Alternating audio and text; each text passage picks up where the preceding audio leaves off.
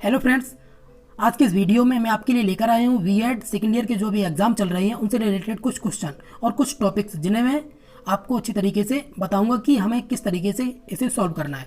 दोस्तों, आज की इस वीडियो से आपके 5 से 10 नंबर 100% पक्के हो जाएंगे। तो दोस्तों, मैं ज़्यादा देर ना करते हुए इस वीडियो को शुरू करता हूं। अगर आप हमारे चैनल पर नए हैं तो चैनल को सब्सक्राइब कर लें, साथ में बेल आइकन को प्रेस कर लें जिससे आपको हमारी नई वीडियोज़ की नोटिफिकेशन मिले सबसे पहले। दोस्तों, अगर आपने वीडियो को लाइक नहीं किया है तो लाइक कर दीजिए और अपने दोस्तों में वीडियो को शेयर भी कर दीजिए जिससे सभी के पास सारी जानकारी पहुंच जाए। और अगर आप अभी तक हमारे टेलीग्राम ग्रुप पर नहीं जुड़े हैं तो आप वहां पर जाकर जुड़ जाइए, क्योंकि मैं सभी पीडीएफ और क्वेश्चन एंड एमसीक्यूज सारे मैं उसी पर शेयर करता हूं। तो चलिए दोस्तों, आज की इस वीडियो को यहीं से शुरू करते हैं। दोस्तों, हमारा सबसे पहला टॉपिक है कि मैकाले का विवरण पत्र एवं बेंटिक का संकल्प ये आखिर 1835 में आया, तो ये आया क्यों था? तो दोस्तों, मैं आपको बता दूं कि इससे पहले एक युग था प्राच्य एवं पाश्चात्य युग, जिसकी समय सीमा 1833 से लेकर 1853 थी। जब प्राच्य पाश्चात्य विवाद अपनी चरम सीमा पर था, तभी 10 जून 1834 को लॉर्ड मैकाले भारत के गवर्नर जनरल की काउंसिल का कानूनी सदस्य बनकर भारत आया था, जो अंग्रेजी का प्रकांड विद्वान तथा समर्थक था। अंग्रेजी के प्रकांड थे मैकाले।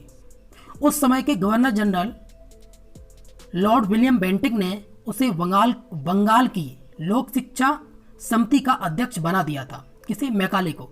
1813 के आज्ञा पत्र की 43वीं धारा, ध्यान से सुनना दोस्तों, 1813 के आज्ञा पत्र की 43वीं धारा में अंकित था कि 1 लाख रुपए की धनराशि को शिक्षा पर व्यय किया जाए।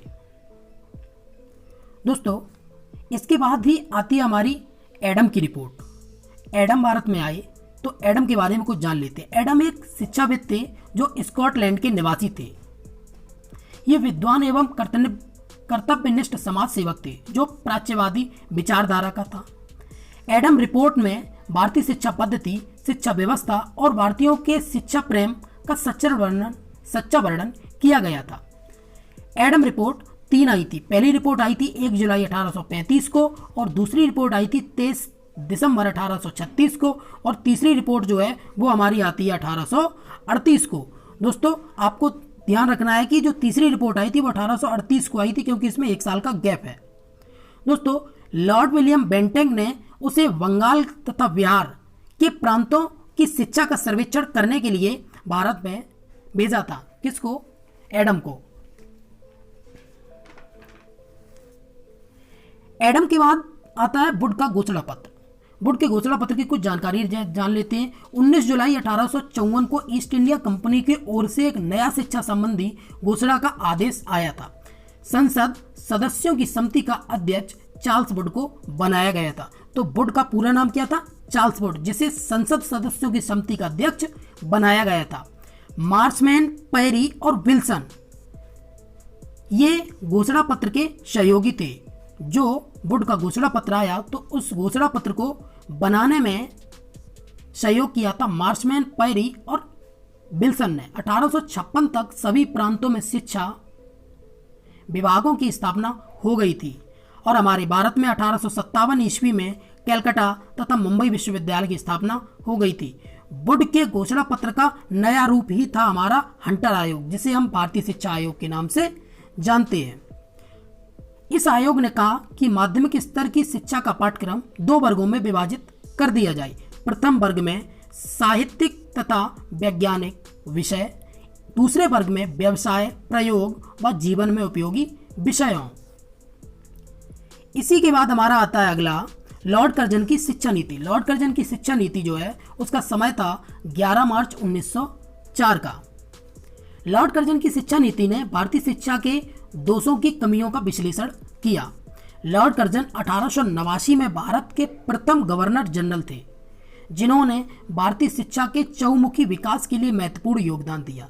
दोस्तों, मैं आपको बता दूं कि जो लॉर्ड कर्जन थे उसने भारतीय शिक्षा जो थी उसका चहुमुखी विकास किया था। लॉर्ड कर्जन ने मेधावी छात्राओं को, मेधावी जो विद्यार्थी थे उनको उच्च शिक्षा प्राप्त करने के लिए छात्रवृत्ति प्रदान कर विदेशों में भेजा गया था उन विद्यार्थियों को। लॉर्ड कर्जन के ही समय में शिमला शैक्षिक सम्मेलन होता है 1901 में, जिसमें नूरुल्लाह तथा नायक ने कहा था कि लॉर्ड कर्जन केवल योग्य ही नहीं अपितु भारत में आने वाले सभी वायसरायों में सर्वाधिक सुविधाएं करने वाले व्यक्ति थे। ये बात कही थी नूरुल्लाह तथा नायक ने। इसी के साथ आता है हमारा गोखले बिल। गोखले बिल आता है, इसी को हम अनिवार्यता का सिद्धांत भी कहते हैं। ये आया 1911 में, जिसमें प्राथमिक तथा निःशुल्क शिक्षा को अनिवार्य कर दिया था, जिसे अनिवार्यता का नियम भी कहते हैं। पंडित मदन मोहन मालवीय तथा मोहम्मद अली जिन्ना ने गोखले के बिल का समर्थन किया था। ध्यान रखना दोस्तों, मोहम्मद अली जिन्ना और मदन मोहन मालवीय ने गोखले के इस जो बिल था, गोखले बिल, इसका समर्थन किया था। दोस्तों हमारा इसी के बाद आता है हमारा सैडलर आयोग। सैडलर आयोग का जो स्थापना दिवस है वो रहती है 1917। ये 1917 में भारत आया। इसी के जस्ट बाद आया हमारा वर्धा शिक्षा योजना, जिसे हम बुनियादी शिक्षा या बेसिक शिक्षा भी कहते हैं। ये 1937 में आई। और इसी के जस्ट बाद आता है हमारा सार्जेंट प्रतिवेदन, या फिर सार्जेंट रिफॉर्म कहें या सार्जेंट रिपोर्ट कहें। इन सब का सेम समय रहता है 1944। इसी के बाद आता है हमारा विश्वविद्यालय शिक्षा आयोग, जिसे हम डॉक्टर राधाकृष्णन आयोग के नाम से भी जानते हैं। ये 1948 से 1949 के बीच भारत आया। माध्यमिक शिक्षा आयोग, जिसे हम मुदालियर आयोग भी कहते हैं, ये 1952 तथा 53 में लागू हुआ। इसी के बाद आता है हमारा शिक्षा आयोग, जिसे हम कोठारी आयोग के नाम से भी जानते हैं। ये 1964 से 1966 के बीच भारत में लागू हुआ। इसी के साथ आता है हमारा त्रिभाषा सूत्र। त्रिभाषा सूत्र जो प्रस्तुत किया गया था वो 1956 में प्रस्तुत किया गया, लेकिन यही त्रिभाषा सूत्र जब स्वीकार किया गया कोठारी आयोग के तहत तो 1961 में से स्वीकार किया गया। इसी के बाद हमारी आती है राष्ट्रीय शिक्षा नीति। राष्ट्रीय शिक्षा नीति 1986 में आई और इसी राष्ट्रीय शिक्षा नीति में बताया गया कि हमारा जो शिक्षा नीति है वो 10+2+3 के रिफॉर्म में रहेगी। दोस्तों इसी के बाद हमारा आता है कार्यवाही हेतु कार्यक्रम भी होते हैं 1992 में। स्कूल शिक्षा हेतु राष्ट्रीय पाठ्यक्रम की रूपरेखा 2005 में ये एक नया नियम लागू हुआ। इसके बाद आता दूरस्थ शिक्षा एवं खुली शिक्षा। खुली शिक्षा का मतलब होता है कि ओपन स्कूल, और दूरस्थ शिक्षा डिस्टेंस एजुकेशन। डिस्टेंस एजुकेशन विश्व में सबसे पहले बर्लिन में जर्मनी में 1856 में प्रकाश में आई। उसके बाद ये भारत में सन 1962 में पत्राचार कार्यक्रम के तहत दिल्ली विश्वविद्यालय में सर्वप्रथम ये लागू की गई। इसके बाद आता है हमारा तकनीकी शिक्षा तथा अभियांत्रिक। आपने देखा होगा कि जो इंजीनियरिंग की जो पढ़ाई होती है वो इंजीनियरिंग की पढ़ाई तकनीकी शिक्षा तथा अभियांत्रिक के द्वारा ही की जाती है। अब इसके लिए जो सोसाइटी थी वो 1824 में एक सोसाइटी बनी जिसे कहा गया Bombay native society. Bombay native society से ही 1917 में बनारस हिंदी विश्वविद्यालय में इसे लागू किया गया। और इसी के साथ में चिकित्सा शिक्षा जिसे 1822 में कलकत्ता में शुरू किया गया। इसी के बाद आती है हमारी कानून शिक्षा। कानून शिक्षा को सन 1857 में प्रकाश में लाया गया। केंद्रीय शिक्षा मंत्रालय 1947 में प्रथम शिक्षा मंत्री थे हमारे मौलाना अबुल कलाम आज़ाद जी, जिन्होंने 1953 में शिक्षा मंत्रालय का नाम बदलकर शिक्षा और वैज्ञानिक अनुसंधान मंत्रालय कर दिया। इस मंत्रालय के 3 विभाग 1957 में थे। 1957 में इस मंत्रालय के 3 विभाग थे। वो 3 विभाग कौन कौन से थे? वो 3 विभाग हमारे थे शिक्षा विभाग, शारीरिक शिक्षा तथा सांसारिक विभाग, और हमारा अगला था औद्योगिक शिक्षा वैज्ञानिक शोध विभाग। 1959 में 2 भागों में फिर से ये विभाग विभाजित हो गए। पहले 3 हुए, फिर से इन्हें समेटकर 2 कर दिया गया। इसके जो 2 विभाग थे उसमें पहला था हमारा शिक्षा मंत्रालय और दूसरा था हमारा वैज्ञानिक अनुसंधान एवं संस्कृति का मंत्रालय। इसी के बाद आता है अखिल भारतीय प्रारंभिक शिक्षा परिषद, जिसकी समय सीमा रहती है, स्थापना दिवस रहता है इसका 1957 में इसकी स्थापना हुई। और इसी के जस्ट बाद आता है अखिल भारतीय माध्यमिक शिक्षा परिषद, जिसकी स्थापना 1955 में भारत में हुई। इसी के जस्ट ये सबसे पहले आया अखिल भारतीय प्राविधिक शिक्षा परिषद, जिसे सरकार समिति के नाम से भी जानते हैं। ये 1945 में इसकी स्थापना हुई। अब बात करते हैं कुछ संस्थानों की, जिनके हम फुल फॉर्म भी जान लेते हैं कि आखिर में इनके फुल फॉर्म, क्योंकि फुल फॉर्म भी हमसे पूछी जा सकती हैं।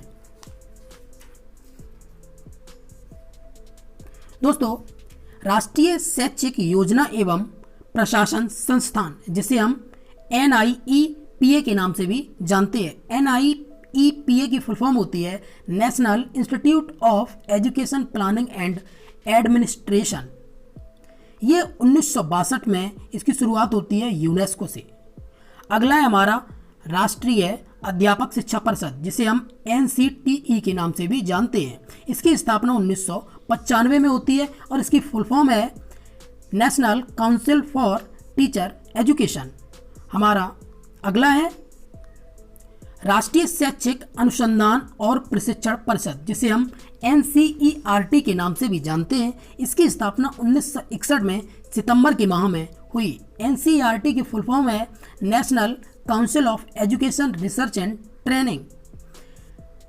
इसके बाद है राष्ट्रीय मूल्यांकन एवं प्रत्यायन परिषद, जिसे हम NAAC के नाम से भी जानते हैं।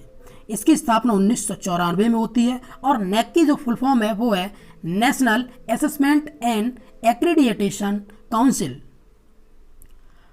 राज्य शैक्षिक अनुसंधान तथा प्रशिक्षण परिषद, जिसे हम SCERT भी कहते हैं, इसकी स्थापना भारत में 1981 में हुई। 1981 में हुई और SCERT की फुल फॉर्म है state council of education research and training. अगला हमारा जिला शिक्षण एवं प्रशिक्षण संस्थान, जिसकी स्थापना 1986 में हुई, जिसे हम डाइट भी शॉर्ट में कह देते हैं, DIET। डाइट की फुल फॉर्म होती है district institute of education and training. अगला हमारा राष्ट्रीय माध्यमिक शिक्षा अभियान, जिसकी स्थापना 2009 में होती है और इसे हम RMSA भी कहते हैं। RMSA की फुल फॉर्म होती है राष्ट्रीय माध्यमिक शिक्षा अभियान। दोस्तों, आपको हमारी वीडियो कैसी लगी हमें कमेंट सेक्शन में ज़रूर बताएं। अगर आपको वीडियो पसंद आई हो तो लाइक कर दें और अगर चैनल पर नए हो तो चैनल को सब्सक्राइब कर दें, क्योंकि ऐसी वीडियो मैं आपके लिए लेकर आता रहूँगा और आपके एग्जाम में ये सब वीडियो बहुत हेल्पफुल रहेंगे। अगर आप एक बार इस वीडियो को देख लेते हैं तो आपको बहुत कुछ समझ में आ जाता है। और आज का पेपर तो एग्जाम के पॉइंट ऑफ व्यू से बहुत ही इम्पोर्टेंट था। हमारा आज का जो टॉपिक थे, दोस्तों मैं आपको बता दूं कि मेरा एक टेलीग्राम पे अगर आप जुड़ना चाहते हैं तो टेलीग्राम की लिंक मैंने वीडियो के डिस्क्रिप्शन में दे दिया, वहाँ से जाके जुड़ सकते हैं। अगर आप व्हाट्सएप पे जुड़ना चाहते हैं तो व्हाट्सएप ग्रुप की लिंक भी मैंने डिस्क्रिप्शन में दे दी, आप वहाँ से जाकर मेरे व्हाट्सएप पे भी जुड़ सकते हैं। तो चलिए दोस्तों, आज के इस वीडियो को यहीं समाप्त करते हैं। बहुत जल्दी मिलते हैं अपने नेक्स्ट वीडियो में। तब तक के लिए नमस्कार and bye bye, take care दोस्तों।